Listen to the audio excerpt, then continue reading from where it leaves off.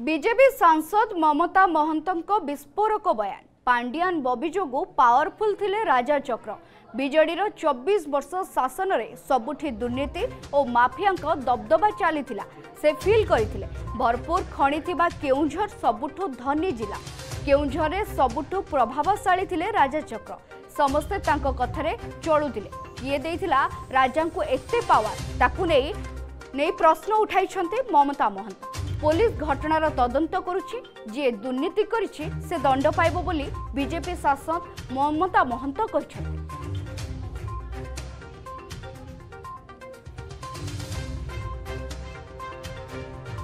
सेटा तांकर इन्वेस्टिगेशन करुचंती के कोन करिचंती सेटा निश्चित भावरे जदि सेमती करिथिबे ताले निहाती सेटा तथ्य सामना को आसीबो जे दोषी तार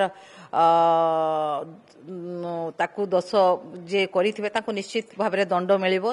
मोहन माझींकर सरकार रे कोनोसी ठोको दुर्नीति चलिबो नाही तेनु सबु जेते भी दुर्नीति हेइची जेते जहा अपराध हेइची निश्चित भावरे सामना को आसीबो जे अपराधी से दंड मध्य निश्चित भावरे पाइबो।